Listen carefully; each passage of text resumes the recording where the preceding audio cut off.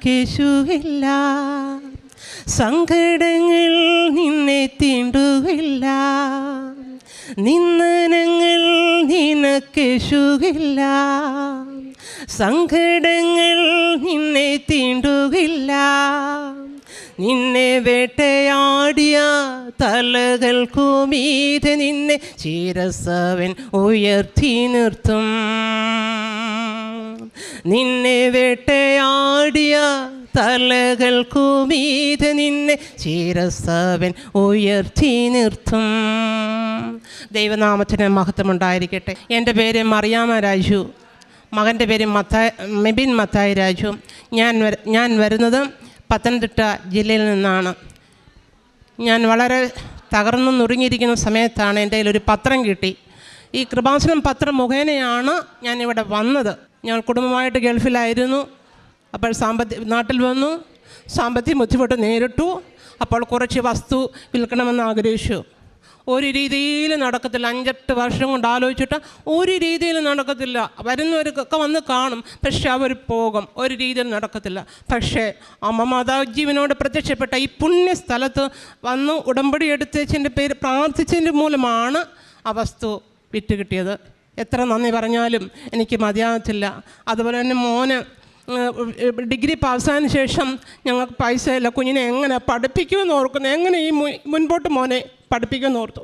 അപ്പോഴും പരിശുദ്ധ അമ്മ ഞങ്ങൾക്ക് സാമ്പത്തിക ബുദ്ധിമുട്ട് കാരണം വിദ്യാഭ്യാസ ലോൺ എടുക്കാനായിട്ട് തീരുമാനിച്ചു.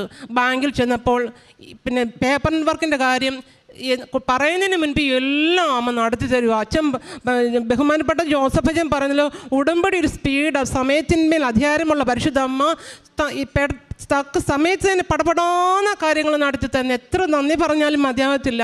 കുഞ്ഞിൻ്റെ കാര്യത്തിൽ ബാങ്കിൻ്റെ കാര്യത്തിലാണ്. അതുപോലെ ആദ്യം കാനഡയിലാണ് പോകാൻ ഉദ്ദേശിച്ചത്. അപ്പോൾ PT പരീക്ഷ 2 പ്രാവശ്യം പിന്നെ അറ്റൻഡ് ചെയ്തു. പിന്നെ കാനഡയ്ക്ക് പോകാനുള്ള സ്കോർ കിട്ടിയില്ല.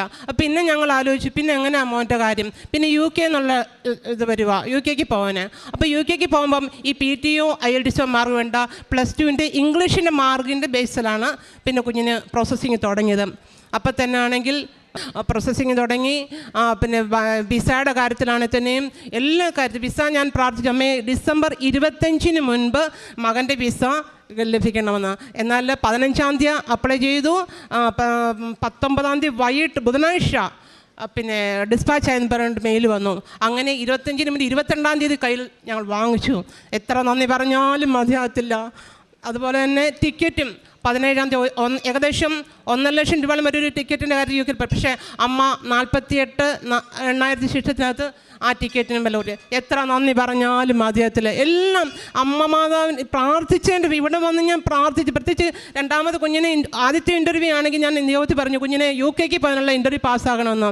പക്ഷേ ഇൻ്റർനെറ്റിൻ്റെ മൂലം അത് കേട്ടില്ല, റിജക്റ്റായി. 2ാമത് ഞാൻ അച്ഛനെ കൊണ്ട് ഇവിടെ വന്നു.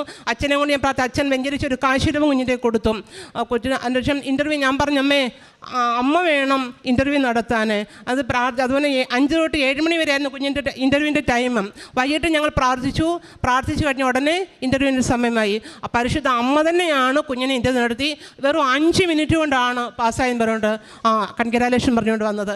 ഇതെല്ലാം ഉടമ്പടി എടുത്ത് പ്രാർത്ഥിച്ചതിൻ്റെ പേരിലാണ് ഇതെല്ലാം നടത്തിയത്. എത്ര നന്ദി പറഞ്ഞാലും മതിയാകത്തില്ല. അതുപോലെ എനിക്ക് വർഷങ്ങളായിട്ടുള്ള ശ്വാസം മുട്ടൽ വരുമ്പോൾ എനിക്ക് പാടാനൊക്കത്തില്ല. എനിക്കൊരു ഐസ്ക്രീം കഴിക്കാനൊക്കെ ഒന്നും. പിന്നെ ഞാൻ ഇൻഹേലർ ഇല്ലാതെ എനിക്ക് പറ്റത്തില്ലായിരുന്നു. പക്ഷേ അമ്മ മാതാവ് ഈ ഉടമ്പടി നേർച്ച വസ്തുക്കൾ തേനും ഉപ്പ് എല്ലാം കഴിച്ചതിൻ്റെ ഫലമായിട്ട് അമ്മ പരിപൂർണമായിട്ട് എനിക്ക് മാറ്റിത്തന്നു. എനിക്കൊന്ന് ഉറക്കം ചിരിക്കാൻ പറ്റത്തില്ല. ചിരിച്ചു കഴിഞ്ഞാൽ അന്ന് ശ്വാസമുള്ള കിടക്കാനും പറ്റത്തില്ല. എങ്ങനെ രാത്രി ഉറങ്ങത്തില്ല. അത്രമാത്രം എൻ്റെ അമ്മ അത്ഭുതകരമായിട്ട് എനിക്കത് മാറ്റി. എത്ര കോടാനുകോടി നന്ദി പറഞ്ഞാൽ എനിക്ക് മതിയാകത്തില്ല. അതുപോലെ തന്നെ പിന്നെ കാരുണ്യപ്രവൃത്തി ഞാൻ ചെയ്യും. അത് രാവിലെ ഞാൻ ചെയ്യുന്നത് വെളുപ്പിന് 3 മണിക്ക് എഴുന്നേൽക്കും. കുളിച്ചിട്ടാണ് വിശുദ്ധ തൈലം പുരട്ടി ആദ്യം പ്രത്യക്ഷ പ്രാർത്ഥിച്ചൊല്ലും. പിന്നെ അരമണിക്കൂർ വചനവായന. എൻ്റെ പിന്നെ വ്യക്തിപരമായിട്ട് ഞാൻ അരമണിക്കൂർ പ്രാർത്ഥിക്കും. അങ്ങനെ പിന്നെ 5:30-ക്കുള്ള പിന്നെ ഈ പ്രത്യക്ഷ പ്രാർത്ഥനയിൽ പിന്നെ ജപമാല ചൊല്ലിയതിന് ശേഷമാണ് പിന്നെ നമ്മുടെ പ്രത്യക്ഷ പ്രാർത്ഥന കുടുംബമായിട്ട്. പിന്നെ കുടുംബ പ്രാർത്ഥന മുടങ്ങാറില്ല. എന്നും ദേവാലയത്തിൽ വിശുദ്ധ കുർബാന അനുസരിക്കും, സ്വീകരിക്കും. മോനാൽ അൾത്താരയിൽ നിൽക്കുന്നു, അൾത്താര ബാലനാണ് എല്ലാം. പക്ഷേ കൂടുതലായിട്ട് ആത്മീയമായി വളരാൻ, പിന്നെ മറ്റുള്ള സ്നേഹിപ്പാൻ, സഹായിപ്പാൻ, വിശക്കുന്നവർ ആഹാരം കൊടുക്കുക എല്ലാം. അതായത് അച്ഛൻ പറഞ്ഞു, ബഹുമാനപ്പെട്ട ജോസഫ് ജന്മ ഉടമ്പടി നിബന്ധനകൾ വിശ്വാസപൂർവ്വം പാലിക്കുന്നവർക്ക് പരിശുദ്ധ അമ്മ തിരുക്കുമാരൻ നമുക്ക് ആവശ്യമുള്ള എല്ലാം വാങ്ങിച്ചു തരും. എത്ര കോടി നന്ദി കരയേറ്റാലും ഇതാമത്തില്ല. ഞങ്ങൾ കുടുംബമായിട്ട് ഉടമ്പടിയിൽ തന്നെ ഉറച്ചു നിൽക്കും. ഞങ്ങൾ മറ്റുള്ളവരോട് പറയും, അമ്മ ഞങ്ങൾക്ക് തന്ന കാര്യങ്ങളെല്ലാം മറ്റുള്ളവർ പറയും. അങ്ങനെ ഒരുപാട് പറയാനാണെങ്കിൽ ഒരുപാടുണ്ട് എനിക്ക് പറയാൻ, സമയക്കുറവ് കാരണം. അതുപോലെ തന്നെ കുഞ്ഞ് പിന്നെ ജനുവരി 22-ാം തീയതിയാണ് ക്ലാസ് തുടങ്ങുന്നത്. 17-ാം തീയതി ടിക്കറ്റ് എടുത്ത് എൻ്റെ വിസയും ടിക്കറ്റുമായിട്ട് കൊണ്ടുവന്നിട്ടുണ്ട് അമ്മയെ കാണിക്കാൻ. അമ്മ ചെയ്ത സകല ഉപകാരങ്ങൾക്കും എത്ര കോടി നന്ദി കരയേറ്റാലും എനിക്ക് മതിയാകത്തില്ല. എൻ്റെ യേശു റോമ 10:10 പറഞ്ഞു, എൻ്റെ യേശു കർത്താവാണെന്ന് ഞാൻ അധരം കൊണ്ട് ഏറ്റു പറയുന്നു. ദൈവം അവനെ മരിച്ചവരിൽ നിന്ന് ഉയർപ്പിച്ചു എന്ന് ഹൃദയത്തിൽ വിശ്വസിക്കുന്നു, ഞാൻ പ്രഖ്യാപിക്കുന്നു. Hallelujah, hallelujah, Ave Maria. യേശുവേ സ്തോത്രം, യേശുവേ നന്ദി. എൻ്റെ പേര് സന്ധ്യ എന്നാണ്. ഞാൻ ഇന്നിവിടെ സാക്ഷ്യം പറയാൻ വന്നിരിക്കുന്നത് എൻ്റെ ആങ്ങളയുടെ മോക്ക് വേണ്ടിയാണ്. ഇതെൻ്റെ ആങ്ങളയുടെ 3ാമത്തെ മോനാണ്. ഇവന് ഡെങ്കു ആയിട്ട് ബാംഗ്ലൂരിലാണ് ഇവർ സാക്ഷ്യത്തിന് വേണ്ടി ഇവിടെ വന്നിരിക്കുവാണ്. ഡെങ്കു ആയിട്ട് കുഞ്ഞിനെ നവംബർ 3-ാം തീയതി അഡ്മിറ്റ് ചെയ്ത് ഹോസ്പിറ്റലിൽ.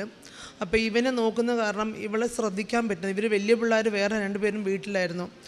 അങ്ങനെ കുഞ്ഞിനെ ഡെങ്കു ആയിട്ട് കുഞ്ഞിനെ ഹോസ്പിറ്റലിൽ ICUയിൽ അഡ്മിറ്റ് ചെയ്ത് അവന് കുറച്ച് ക്യൂറായി വന്നപ്പം വീട്ടിലിരുന്ന ആൾക്ക് തീരെ ക്ഷീണമായിപ്പോയി. അങ്ങനെ അവളെ എല്ലാ ദിവസവും ഹോസ്പിറ്റലിൽ കൊണ്ടുവരികയും ഡോക്ടറെ കാണിക്കുകയും മെഡിസിൻ എടുക്കുകയും ചെയ്ത് വിടുമായിരുന്നു. നവംബർ 8-ാം തീയതി ആയപ്പം അവൾക്ക് തീരെ വയ്യാതെയായിട്ട് അവൾക്ക് എഴുന്നേൽക്കാൻ പറ്റാത്തൊരവസ്ഥയായി. അങ്ങനെ ഹോസ്പിറ്റലിൽ കൊണ്ടുപോയപ്പം കൊച്ചിന് തീരെ വയ്യ. ഡോക്ടറെ പരിശോധിച്ചിട്ട് പറഞ്ഞ് ഡെങ്കു സിവിയറാണ്, അവൾക്കൊന്നും പറ്റത്തില്ല, പ്ലേറ്റ്ലൈറ്റ് വളരെ കുറഞ്ഞ് താഴോട്ട് പോവുകയാണ്, അവൾ ICUയിൽ അഡ്മിറ്റ് ചെയ്യണമെന്ന് പറഞ്ഞ്. അവൾക്ക് ശ്വാസം എടുക്കാൻ പറ്റുന്നില്ല, എപ്പോഴും മൂക്കിൽ ഓക്സിജൻ ട്യൂബ് വെച്ചിരിക്കുവാണ്. അങ്ങനെ അവൾ ICUയിലോട്ട് ഷിഫ്റ്റ് ചെയ്തതിന് മുമ്പ് തന്നെ അവളുടെ പല്ലിൻ്റെ ഇടയ്ക്കുമെന്നൊക്കെ ബ്ലീഡിങ് ആകാൻ തുടങ്ങി, പ്ലേറ്റ്ലൈറ്റ് കുറഞ്ഞിട്ട്. അപ്പോൾ ഡോക്ടർമാർ പറഞ്ഞ് ഇച്ചിരി ബുദ്ധിമുട്ടാണ് കിട്ടാൻ, അപ്പം പ്രാർത്ഥിച്ചോളാൻ പറഞ്ഞവർ. അങ്ങനെ ICUയിലോട്ട് ഷിഫ്റ്റ് ചെയ്തിട്ടും അവളുടെ BP ഒത്തിരി ലോ ആകുകയും പൾസ് റേറ്റ് കിട്ടുന്നില്ല, ഹാർട്ട് ബീറ്റ് ശരിയാവുന്നില്ല. അങ്ങനെ ഓരോ ദിവസമായിട്ട് അവൾ താഴോട്ട് തന്നെ പോവുക. അങ്ങനെ നവംബർ 11-ാം തീയതി ഞാൻ ഇവിടെ പ്രാർത്ഥിക്കാൻ വേണ്ടി, ഞാനും എൻ്റെ നാത്തൂൻ്റെ ചേച്ചിയും കൂടെ പ്രാർത്ഥിക്കാൻ വേണ്ടി ഞങ്ങളിവിടെ വന്നു. ഇവിടെ വന്ന് ഒരുപാട് കരഞ്ഞ് മാതാവിനോട് പ്രാർത്ഥിച്ചു, മാതാവേ കുഞ്ഞിനെ തിരിച്ചു കിട്ടുവാണെങ്കിൽ അമ്മയുടെ സന്നിധിയിൽ വന്ന് നിന്ന് സാക്ഷ്യം പറയാമെന്ന്. അങ്ങനെ പ്രാർത്ഥിച്ച് ഞങ്ങൾ ഇവിടെ വരുന്നു എന്ന് കേട്ടപ്പോൾ മുതലേ അത്രയും ദിവസം ഭക്ഷണം കഴിക്കാതിരുന്ന കുഞ്ഞ് കഞ്ഞി കുടിച്ചെന്ന് വീട്ടിൽ നിന്ന് വിളിച്ചു പറഞ്ഞു. അങ്ങനെ ഞങ്ങൾ ഇവിടെ ഇരിക്കെ ഇവിടെ വന്നു. അങ്ങനെ ഇവിടെ നിന്ന് ഇറങ്ങിയപ്പോൾ മുതൽ അവൾക്ക് ഓരോരോ ഇമ്പ്രൂവ്മെൻറ്റ്. പക്ഷേ ഇവിടുത്തെ എനിക്ക് നേർച്ച വസ്തുക്കളൊന്നും എനിക്ക് കൊണ്ടു കൊടുക്കാൻ പറ്റാത്ത ഒരവസ്ഥയാണ്. അപ്പോൾ എൻ്റെ ചേച്ചിയുടെ ഫ്രണ്ട് അവിടെയുള്ളവർ അവർ ഓടി വന്ന് അവർക്ക് ആ തൈലവും ഉപ്പും പുസ്തകവും എല്ലാം കൊടുത്ത്, പത്രവും എല്ലാം കൊടുത്ത്. അവളുടെ ICUയിൽ ഇതൊന്നും അലൗഡ് അല്ല, എന്നാൽ പോലും ഞങ്ങൾ ഒത്തിരി പെർമിഷൻ ചോദിച്ച് അകത്ത് കൊണ്ടുപോയി.